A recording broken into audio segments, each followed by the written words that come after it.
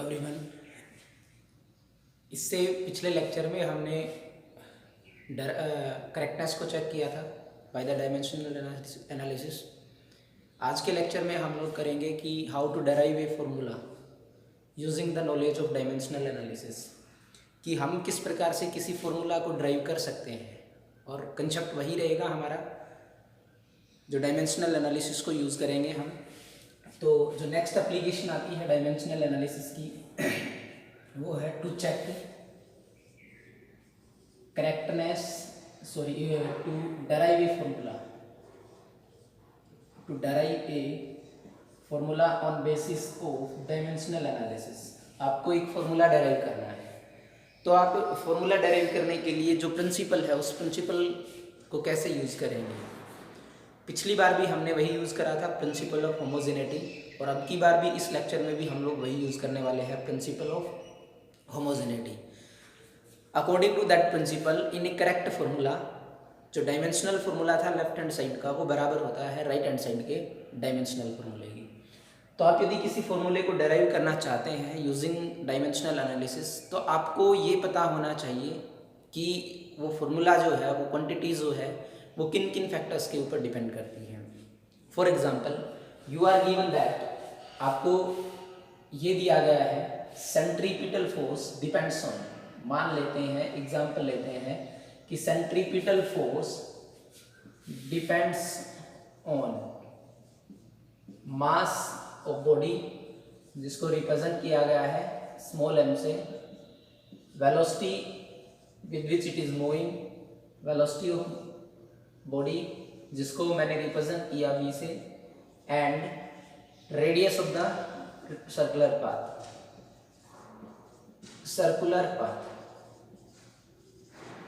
then derive a relation या derive a formula for centripetal force, formula for centripetal force,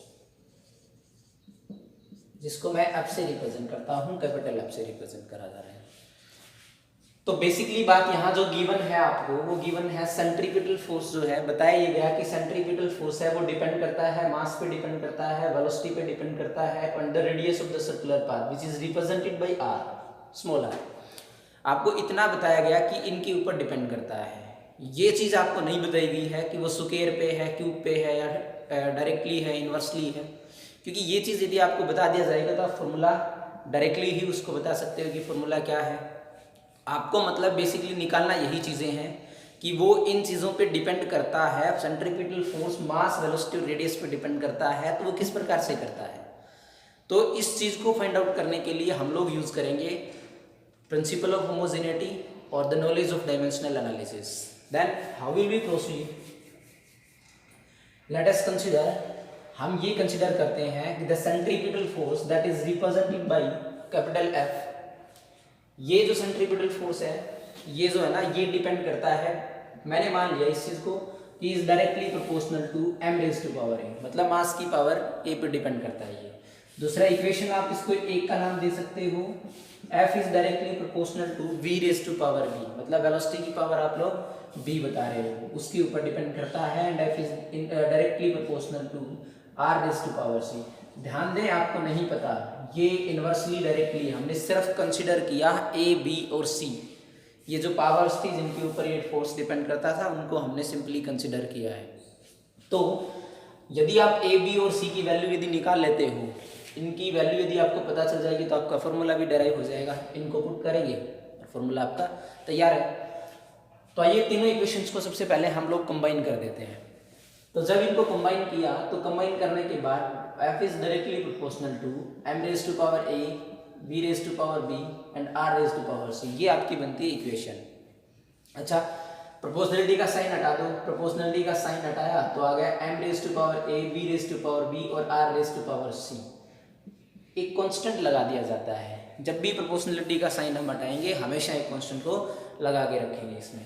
तो ये आपका formula बन गया, ए बी सी की वैल्यूज निकालो, फॉर्मूला आपका तैयार होगा। तो ए बी सी की वैल्यूज निकालने के लिए क्या करेंगे, हम लगाएंगे प्रिंसिपल ऑफ होमोजेनिटी।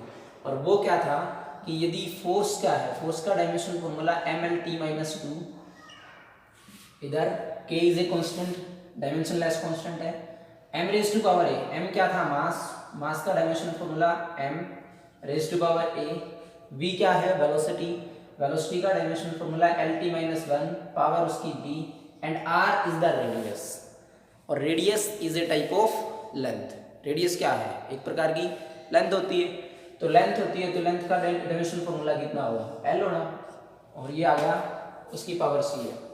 ओके चलो पावर्स वगैरह को हम लोग सोल्व करना आता ही है, उसको सोल्व करेंगे हम। एम एल टी माइनस 2 इधर से सोल्व करा तो m की पावर तो a ही है, बस अकेला है ये, और दूसरा l की पावर देखो b ये रही और c ये रही, टोटल कितनी होगी l की पावर b तो ये रही और c ये रही, टोटल होगी b प्लस c। और t की पावर कितनी आएगी, t को यहाँ मल्टीप्लाई करोगे माइनस b आ गया। तो ये आपकी इक्वेशन बन गई। प्रिंसिपल ऑफ होमोजेनिटी क्या कहता है कि फॉर्मूला यदि आप लोग बनाओगे वो करेक्ट ही बनाओगे ना, तो करेक्ट बनाओगे तो ये जो इधर जो डायमेंशन फॉर्मूला है वो इसके बराबर होगा, और ये दोनों फॉर्मूले बराबर कब होंगे, जब कंपेयर करोगे सबकी पावर सम की पावर इधर भी बराबर हो, एल की पावर इधर भी बराबर हो, टी की पावर भी इधर बराबर हो, तो ये दोनों फॉर्मूले क्या होंगे, ये होंगे बराबर हो जाएंगे। तो उसके लिए हमने क्या किया, हमने कंपेयर किया तो यहाँ से देखें इधर m की पावर a है, इधर 1 है, this means a is equals to 1। Okay l की पावर को कंपेयर करो b प्लस सी, इधर फिर से 1, b plus C is equal to 1, और इसकी t की पावर को वो करा दो, ये कितने आ जाएगा, ये -2 और इधर कितना है -b, तो -b किसके बराबर आया, -2 के बराबर। कंपेयर ऑन कंपैरिजन b की वैल्यू आपके पास आ गई, b इज इक्वल टू 2 के बराबर है। b की वैल्यू इसमें पुट करोगे तो रिजल्ट आएगा आपका 2 plus c is equal to 1 and c is equal to -1। Now put the values into the relation, relation में पुट करेंगे तो f is equal to k constant है और m इनटू a की पावर m की power a की value 1 सही है, b की पावर b है, b की वैल्यू कितनी 2 पुट कर दिया, r की पावर c है जिसकी वैल्यू कितनी है -1। तो -1 जो पावर है उसको नीचे लिखा जा सकता है, k कांस्टेंट था mv स्क्वायर अपॉन नीचे लिखा तो पावर 1 लिखा। This is the required formula for the centripetal force. बस आपको सिंपल स्टेप है, आप एक फार्मूला उनकी डिपेंडेंस आर्बिट्रेरी ले और उसके बाद उसको कंपेयर करें करेक्ट डायमेंशनल फार्मूला से, जो वैल्यूज आएंगी उसकी पावर्स की, और उसको हम लोग कर देंगे। एक क्वेश्चन और लेते हैं, a U tube of uniform cross section कहता है a U tube of uniform cross section, कोई भी यू शेप्ड ट्यूब है, यूट्यूब वाला नहीं है ये है यू शेप्ड जो ट्यूब होती है ना वो, तो एक यूट्यूब जो है उसका क्रॉस सेक्शन यूनिफॉर्म है, contains mercury up to a height h in the either limb the mercury in one limb is depressed a little and then released। और देन आपको क्वेश्चन की स्टेटमेंट के ऊपर उसके ऊपर नहीं जाना है कि वो कहाँ से, हमें नहीं पता जी मरकरी कैसी यू शेप्ड ट्यूब, आपको सिंपली ये फाइंड आउट करना है कि जिस चीज़ के लिए उसने फॉर्मूला पूछा है वो किन किन चीज़ों के ऊपर डिपेंड करती है। जैसे क्वेश्चन को आगे यदि आप लोग पढ़ते हो तो इसमें से और भी निकल के आता है, जैसे ये पूछ रहा है obtain an expression for time period of oscillation assuming that t depends on h, rho and g। ये कह रहा है कि जो एक यू शेप्ड कोई भी ट्यूब थी, हमें उसकी ज़रूरत तो नहीं है लेकिन फिर भी हम इस क्वेश्चन को कर लेते हैं, इसके अंदर मरकरी भरी हुई है, उसको एक साइड से उसको प्रेस किया गया तो ये मरकरी थोड़ा इस दूसरे लिंक के अंदर ये कहाँ चलेगी, ऊपर चलेगी, देन इट इज़ रिलीज्ड, फिर उसको छोड़ दिया गया है, छोड़ा तो क्या करेगा, ये वापस आएगी, ये थोड़ा और ऊपर जाएगी फिर वापस आएगी, इस प्रकार से ये जो मरकरी थी वो उसके अंदर ओसिलेट करेगी। ओसिलेशन का जो टाइम पीरियड है उसकी स्टेटमेंट ये है कि जो ओसिलेशन का टाइम पीरियड है वो h, रो एंड g पे डिपेंड करता है, मतलब the time period capital T of oscillation of mercury in this U shaped tube depends on h, height of the mercury in the limb, rho density of mercury and g, acceleration due to gravity. ये इन तीन चीज़ों के ऊपर depend करता है। Then what is the formula for time period of oscillation, तो oscillations के जो होंगे उनका टाइम पीरियड कितना होगा, तो सिंपली हमने क्या कंसीडर करा, let time period of oscillation is directly proportional to h raise to power a, time period of oscillation is directly proportional to rho raise to power b and t is directly proportional to g raised to power c.